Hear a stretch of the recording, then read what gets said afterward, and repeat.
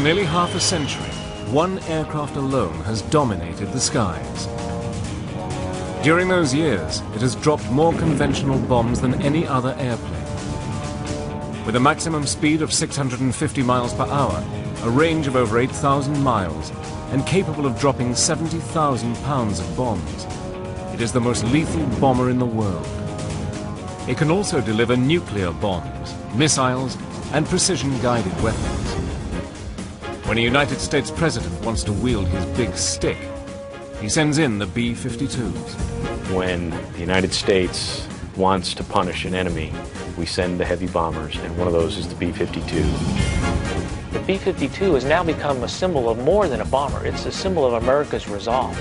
Using extraordinary archive film and color reenactments, Battle Stations enters the world of the B-52 Stratofortress.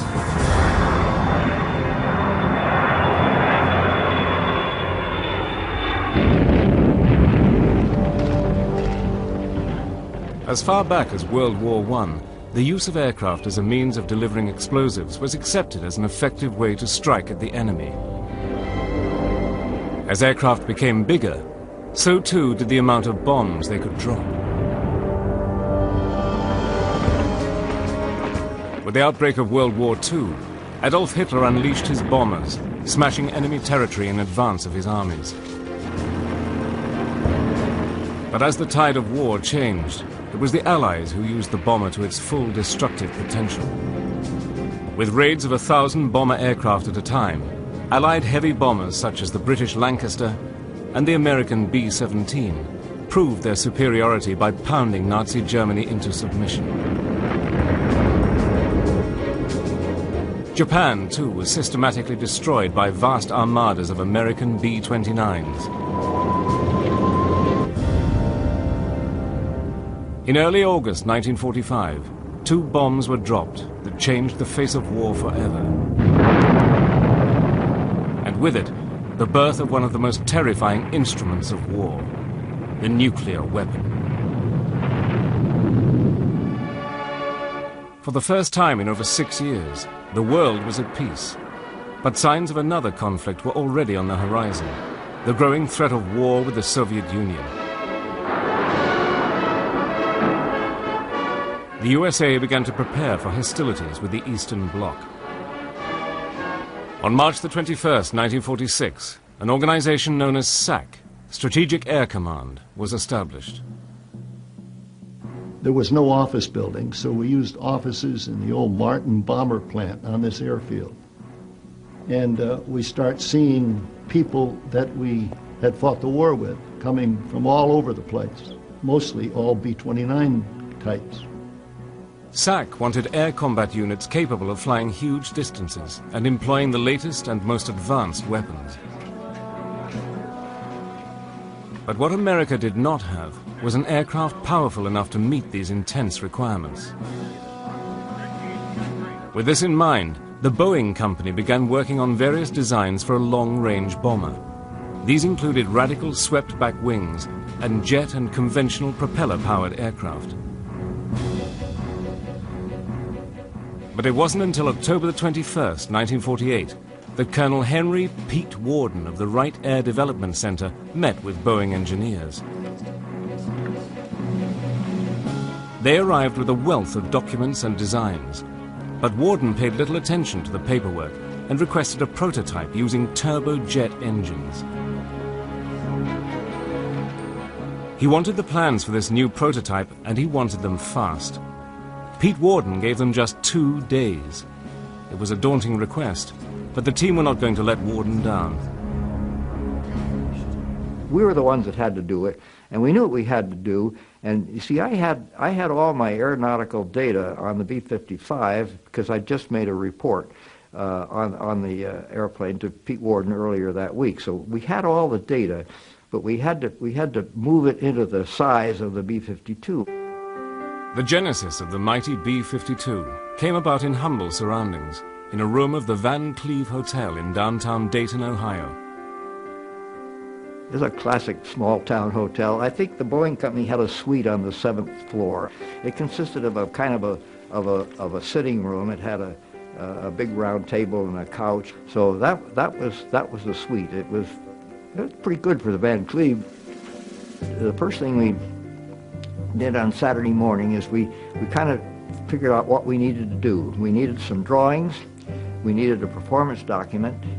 So Vaughn and I, we were the airplane technical people. So we started in on the performance, taking my B-55 data and transferring it into the bigger airplane. And Ed Wells and George Shire disappeared. And at the time, we didn't miss them until they were gone. They came back about 2 hours later with some balsa, and what they'd been out doing, they decided they wanted a model, and they had to go around to the model shops and find the biggest piece of balsa in Dayton, and that set the scale of the model. Shire was the best aerodynamicist in the world, and Vaughn and I were a little upset with him because here we had this massive document to put together, and here he was sitting in the corner whittling a model. But anyway, that's what he did. Over the following 24 hours, the aircraft began to take shape. It would be an 8-engine jet using podded pairs of the Pratt & Whitney engines. It would have a top speed of 490 knots and the potential to deliver a 10,000-pound bomb load over a range of 5,320 miles. It would also have a radically redesigned wing with a span of 185 feet. By Sunday noon, we had things pretty good shape, so we called in the secretary of the Boeing office there, Miss Hines, and she typed up all the material that we'd written. The document has a few pages in it. On the Monday morning, they presented their work to Colonel Warden. He was impressed with the jet-powered plans and asked the Boeing engineers to continue with the design.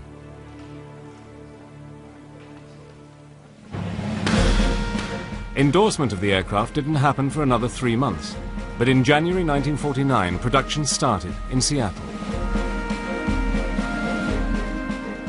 Over the following 2 years, Boeing worked and tested their new plane at a feverish pitch. Nowadays, they have what they call computational aerodynamics, and they can do it with a computer. But in those days, the wind tunnel was the way we did it. And that's why it took about a year of wind tunnel testing. That was mostly in figuring out how to put the engines on the wing. And the data turned out to be okay. On April the 15th, 1951, the B-52 was wheeled out. Called the YB-52, it was prepared for its maiden flight at the Boeing field. We knew we had a winner before we flew it. The first flight, on the airplane, I was really excited about that. It had taken 7 years from the initial United States Air Force request for a new bomber to get the B-52 on the runway. It didn't look like any other airplane, but I'd been deeply involved in the testing in the wind tunnel, and I knew it should fly, but when it finally took off, the flaps hanging down, the swept wing, and I was real happy to see it disappear over the horizon. Engines look normal. The test flight entailed checking out the airplane and checking out the systems. Now, like for instance, the control forces turned out to be many times greater than what they should have been. And so it took both of us to turn the airplane under certain conditions. All you have to do is fly upside down. Now we'll try it. The flight lasted 2 hours, 51 minutes and ended with a perfect landing at Moses Lake. Feels like an airplane now. It was universally agreed that Boeing was onto a winner. Over the next 3 years, Boeing and the United States Air Force tested, developed, and refined the aircraft. Many improvements were made. One of the most noticeable was by the head of Strategic Air Command, General Curtis E. LeMay, that they changed the crew seating configuration.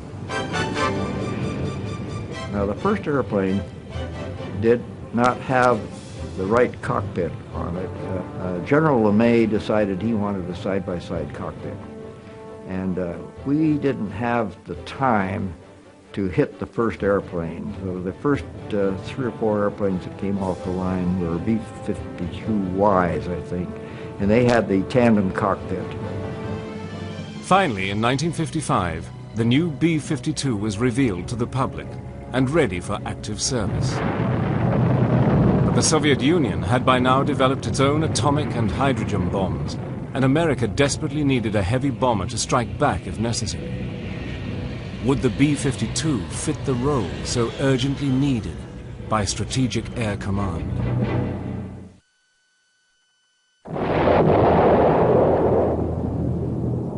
During the mid-1950s, the Soviet bloc began to build a terrifying arsenal of nuclear weapons.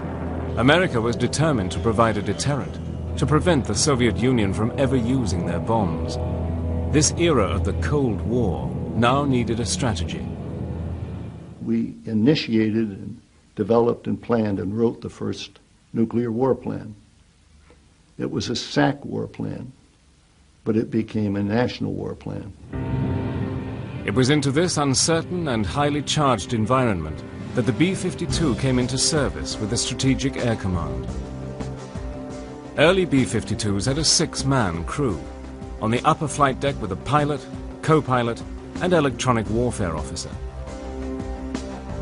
On the lower deck were the radar navigator bombardier and navigator. In the rear of the aircraft was the tail gunner. Crammed throughout the wings and fuselage were the fuel tanks. And along the lower fuselage were the massive bomb bays. For some of these elite crews that SAC had selected, it was the first time they'd ever seen a B-52. When I walked around a B-52, and I thought, wow, this is really cool. And then I look at the skin on this B-52 and it's all wrinkled, kind of like mine, and I thought, this thing can't fly. This is not going to be good. You cannot be serious. You cannot be serious. So I was not a happy camper, eh?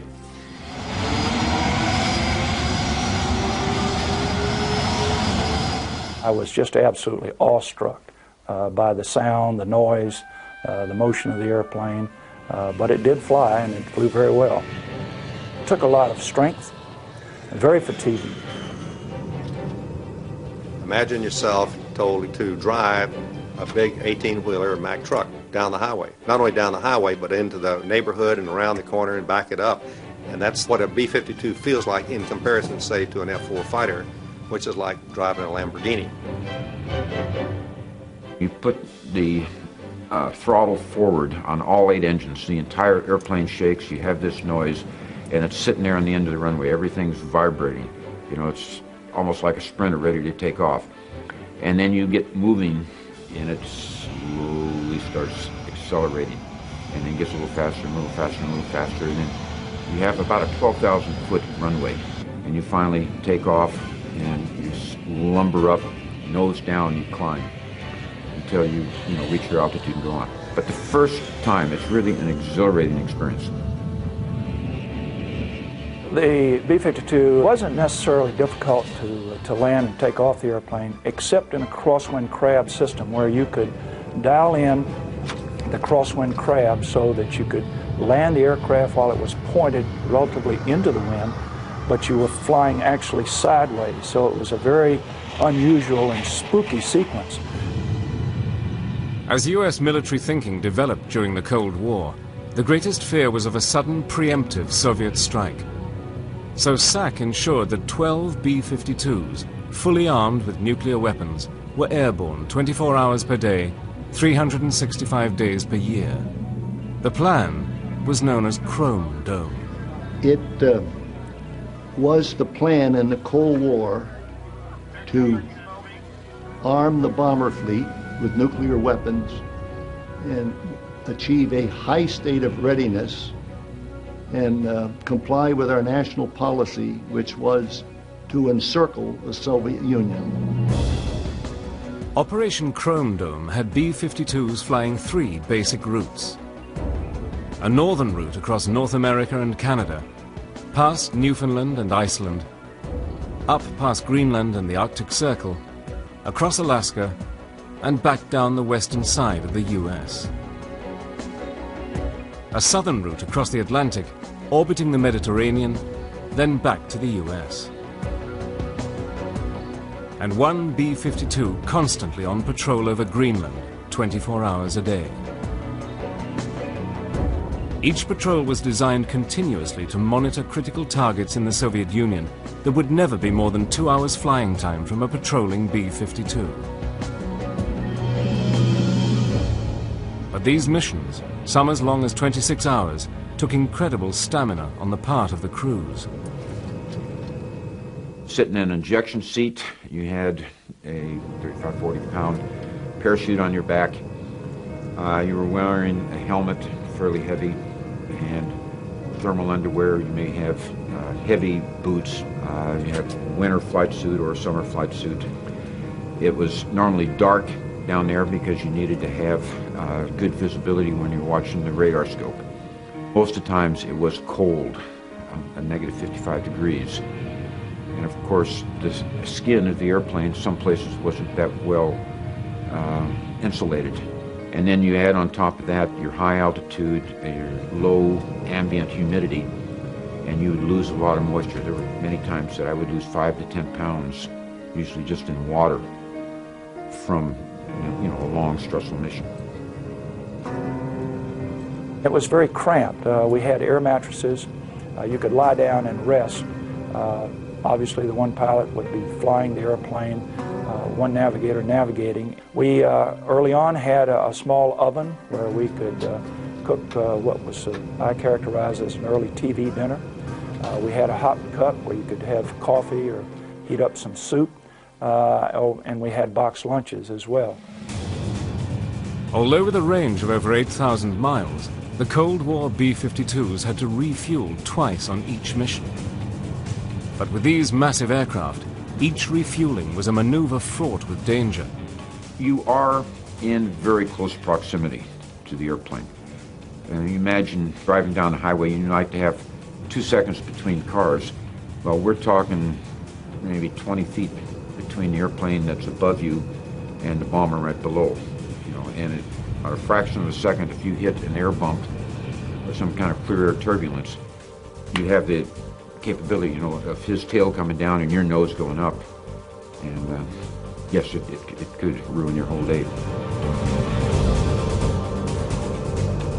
The boom operator in a tanker, he flies the boom.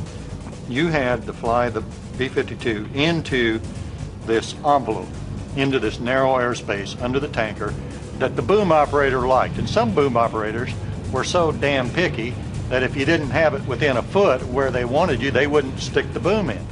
And I'd say, put the damn thing in, you jerk. Any time of the day or night when you were the pilot, were air refueling, taking on at least 40,000 pounds of fuel, when I finished, my body would be wet, just absolutely soaked. Perspiration. From October the 1st, 1957, during normal periods of readiness, 40% of SAC's bomber force was on continuous ground alert, ready to get airborne at 15 minutes notice. When that klaxon went off, of course, you never knew for sure whether it was a training exercise or whether it was a real thing.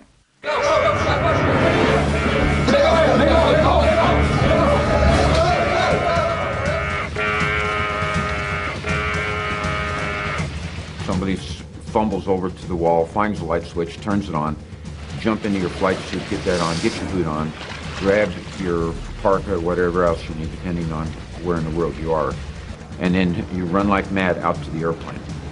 And then the heart starts beating and the adrenaline starts, because you don't know what's going to happen. And the next message may be the, call to go to war. Despite the hardships and training, the reason why the crew's alertness was so vital was that every B-52 was armed with up to 4 thermonuclear weapons. Each warhead was more than 1,700 times more powerful than those dropped on Japan. And if they were needed, then only the president could order them in.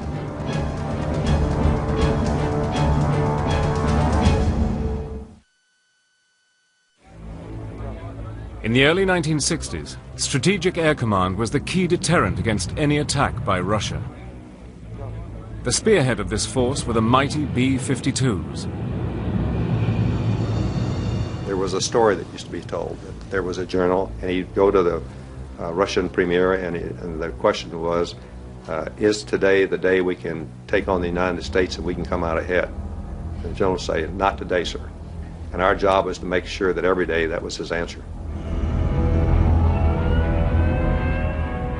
To enable the U.S. to keep that high state of alert, Strategic Air Command required the B-52 crews to undertake the long, stress-inducing tours of duty. The average tour of duty for SAC combat crew members in the early 60s, you would normally pull 2 7-day alert tours per month. So that's 14 days out of roughly 30 or 31 days that you could expect to be sitting nuclear ground alert. And you were expected to be able to launch within 15 minutes and go strike those targets if given the order to do so. So in addition to the pulling of the ground alert, you could expect to fly maybe 3, maybe 4 training missions per month. So your time was totally consumed with those responsibilities. The continuous training of the crews was hard and rigorous. Only the best survived. But it was not enough to be the best. They had to pass the psychological tests as well. You had the psychological profile, which was very important. In other words, you're talking about taking a nuclear weapon and dropping it on a country, and a lot of people can't handle that. And physiologically, are you able to take the long missions, the 20-plus hour missions that are required? Do you have the stamina? And you were given physical tests to see if you had that stamina. The training required everyone to do their job, not just the crew, but the maintenance people and all the support people, even the people that made the lunches. Everyone had to do their job to keep the fleet in the air when it was needed. The driving force behind this quest for a state of excellence was General Curtis E. LeMay. He was the big daddy. He was the one that started SAC. And of course the impression that he conveyed was that there's nobody tougher than Curtis E. LeMay. First of all, a brilliant person to have in the concept he had, and he knew what his mission was. There were moments that he was a loving father. He had times that he could show compassion, but on the outside he was just a rough son of a bitch, I guess. But should an attack be launched against America, a series of defensive steps were put into action. Incoming missiles or bombers would be picked up by the early warning radar tracking stations. Once verified, the alert that the U.S. was under attack was passed on to Strategic Air Command HQ in Omaha, Nebraska. They would put the entire B-52 fleet on alert and scramble the planes.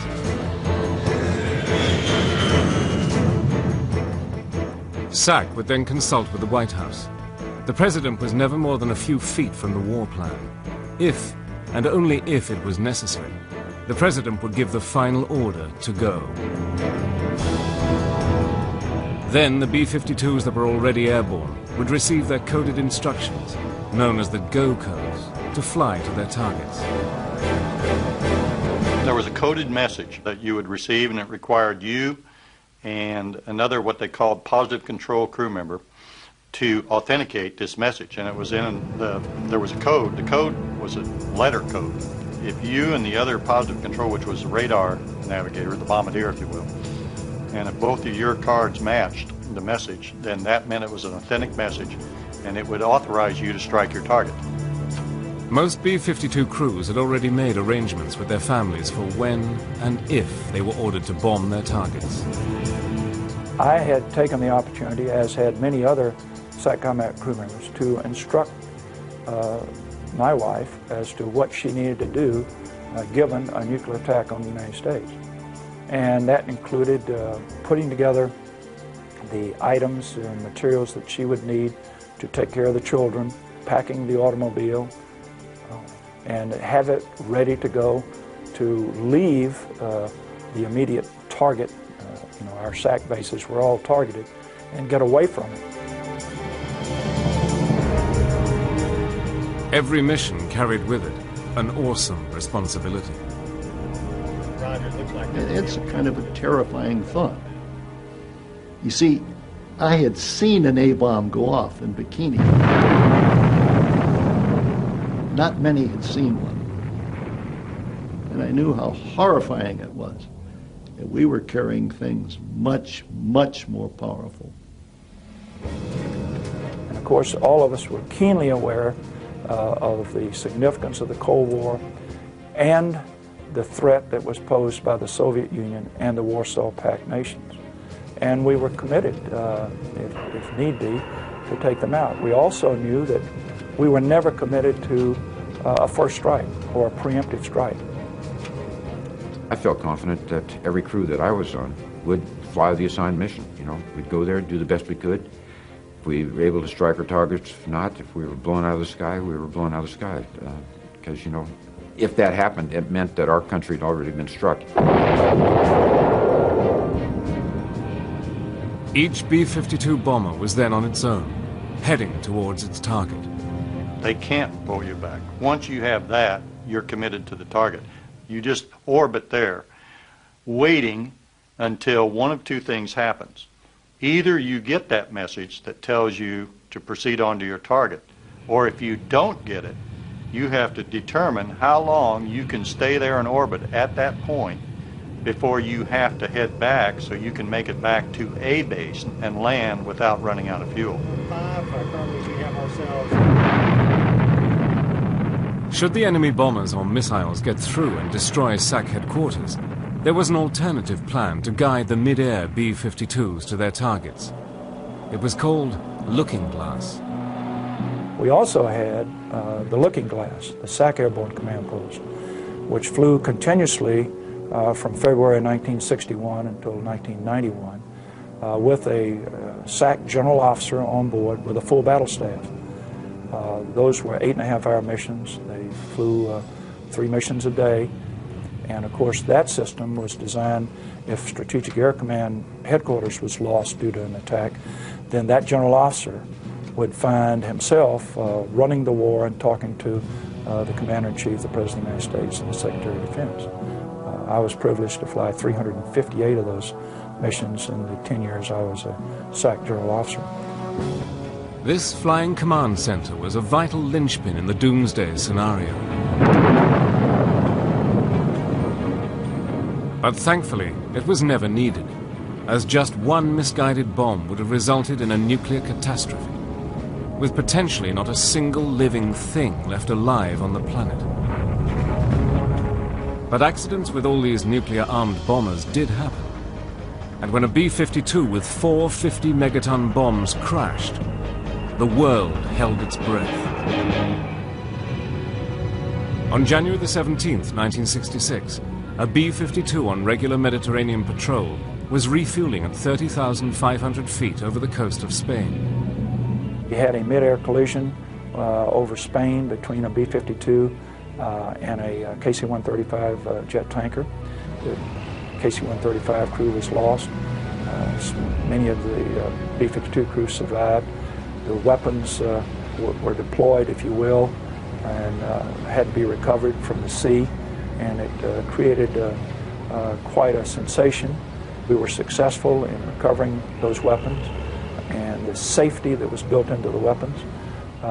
There was never any concern about a nuclear detonation. After another incident in Greenland, neutral governments began to object that B-52s armed with nuclear weapons were flying over their territory. The risk of a catastrophe was too great. And the introduction of intercontinental ballistic missiles, ICBMs, and nuclear submarines had given the United States an alternative retaliatory arsenal. Those events created such a stir on the world scene that Strategic Air Command and the civilian leadership of the United States decided to stop them, to curtail that operation. In September 1968, the Air Alert system of Chrome Dome was decommissioned. For the men who had flown those missions, the B-52 had fulfilled its role as a world peacekeeper. Looking back on it, I don't regret the 17 years I spent in SAC. I think we did a lot for our country. I think one of the things we were talking about is that most people think the Cold War just ended. It doesn't. We say that SAC won the Cold War. For over 10 years, the B-52 had patrolled the skies, waiting for the go codes that fortunately never came. But its days as a bomber were not over. It was about to take on a new mission over Southeast Asia.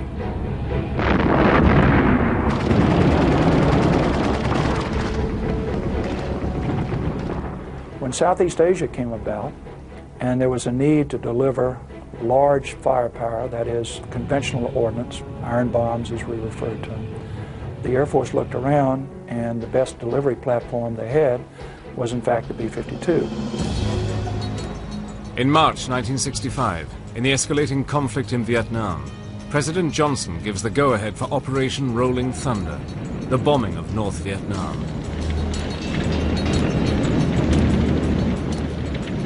Again, the B-52 is mobilized, and again it is modified to conduct its mission. We modified the B-52D models with what we call the big belly modification to the point where between external and internal carriage, they could carry 108 750-pound bombs. From 1965 onwards, the B-52D big belly versions would carry the burden of the conflict single-handedly, until joined by the B-52G versions in the final stages of conflict. Between 1965 and 1968, in Rolling Thunder, B-52s flew more than 2,000 sorties and dropped over 630,000 tons of bombs. This was the first time that the B-52 had entered the theater of actual warfare. I had already told my crew, if we get hit, we're going to ride that airplane until it blows up. I didn't think they'd be taking any prisoners. When you were flying over there, it was a large, non-stealthy airplane. When you would put a radar scope on it, it would stand out almost like a flashlight because of the sides. You know, it was metal sides, and it would reflect radar energy. And that's why there were so many ECM, electronic countermeasure aircraft, flying with the missions and the electronic countermeasure officer on board. But still, even with that, it was pretty much a sitting duck at high altitude.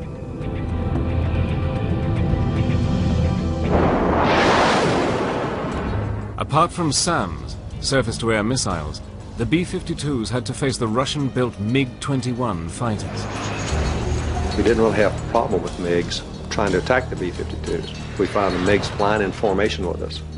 And they were flying at our altitude, at our airspeed, at our heading, and they were transmitting this information down to the gunnery, to the SAM sites. So here's a guy on the ground, he knows your heading, your altitude, and your airspeed. That simplifies his process of shooting you down. By 1970, the heavy bombing also extended outside Vietnam to Cambodia and Laos. Sortie rates had risen to over 3,000 a month. But the best-known manifestation of the massive US air effort in Vietnam was still to come. It would bring losses of aircraft and crews to the B-52s, the like of which they never before had to face.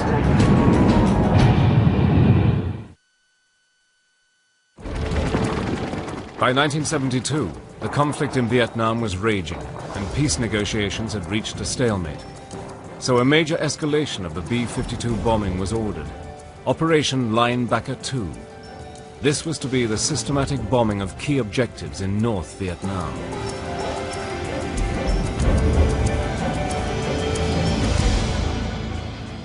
So December 15th, we got the alerting order, Linebacker 2, and for security, nobody was allowed to go off base or make off-base phone calls. And so we were told to prepare for a 3-day maximum effort mission with the possibility of extended indefinitely. And at that time, we were told the targets would be Hanoi. Normally, when you briefed, you had a cell, 3 B-52s, 18 people, And usually they were talking to each other and the briefer's trying to brief, and nobody pays any attention to him because it's the same briefing every day. And we go in this room, the room's packed with crew members. And this briefer could have spoken without a microphone in a whisper, and everybody in the room would have heard every word he said. It was so quiet in that place. The thing I remember is looking around and I thought, you know, some of us probably aren't going to be alive. Some of us are going to be dead in 4 or 5 hours. We're not coming back. 3 days into the operation, on the evening of December the 20th, John Ewell's B-52 was making its bombing run over Hanoi when it came under attack by SAM missiles. To see these lights, these little spots of light, and then as they came up through the undercast, you could see the rocket plume of the engine of the surface-to-air missiles. And there were a lot of surface-to-air missiles coming up, a lot. Check left. I got it. E-Dub, are you targeting anything? We've got something off the nose. Just about 5 seconds before bombs away, and I looked out and there's this, I could just see this huge SAM right off the nose of the airplane. And I thought, get above us before you detonate. Check left. I got it. We got a SAM tracking up off the nose. It looks like it's going to detonate above us. Okay, it looks like it blew in part of your windscreen there. The next thing I knew, the airplane was in a 30-degree bank. All the windscreens were completely shattered, but intact. And half the red lights in the cockpit were on. So I thought, well, I'm going to try to level the wings, but probably won't be able to. Out on the left wing, I see fire. I look out there, and my number 3 and 4 engines are on fire. And just as I'm looking at that fire light, the second SAM hits the airplane. Another one coming up off the nose. Obviously put a pretty big hole in the crew compartment because we had explosive decompression. We lost our pressurization, and the noise was deafening. It was just like you were standing next to a train that was going by on a track at 80 miles an hour. Just deafening noise. Now I look out and the engines aren't just on fire, now the wing's on fire. I'm trying to decide, do we stay with the airplane until that wing snaps? So I thought, I better get the crew out. And the way I did that is there's an emergency bailout light in front of each crew member, and you have a guarded switch which the pilot can activate, and when you hit that switch, it turns that red light on in front of each crew member, and that means eject. It's a kick in the butt when that thing fires, and I thought, this is not a good day. John Ewell was captured by the North Vietnamese and taken to the infamous Hanoi prison camp, nicknamed the Hanoi Hilton. After 3 days of solitary confinement, Ewell was on the receiving end of a B-52 bombing raid. And I can remember being huddled back in the corner of that cell with my fingers in my ears as deep as I could get them, and I just knew my eardrums were going to rupture. And the plasters falling down from the ceiling in the cell, and there are wooden shutters over the bars on the door, and they're like they're made out of cardboard. They're flapping back and forth from the concussion from these bombs. And I'm sitting there thinking, 3 nights ago, I was up there dropping those bombs. The way I'm going to check out is being bombed by my buddies who I was up there bombing with 3 nights ago. Isn't that ironic? December the 20th was the most intense night of Operation Linebacker. 6 B-52s were destroyed, and 17 airmen lost their lives. After 93 days of captivity, John Ewell was finally released. But for him, his savior was the B-52. That B-52 was such a sturdy airplane, such a tough bird, that it took 2 direct SAM hits, and I was in it for at least 50 or 60 seconds trying to decide whether to bail out or stay with it, and all my crew got out. Everybody survived.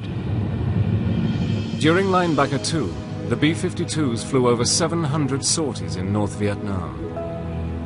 They kept up the most sustained heavy bombing of the war, dropping over 15,000 tons of ordnance.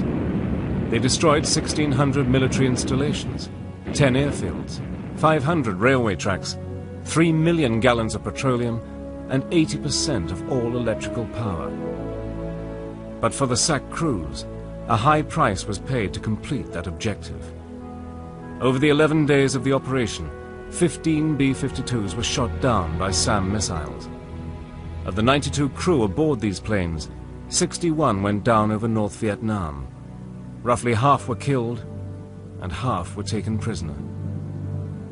Hanoi could not take a further battering, and a ceasefire was signed. In March 1973, the last American troops left Vietnam.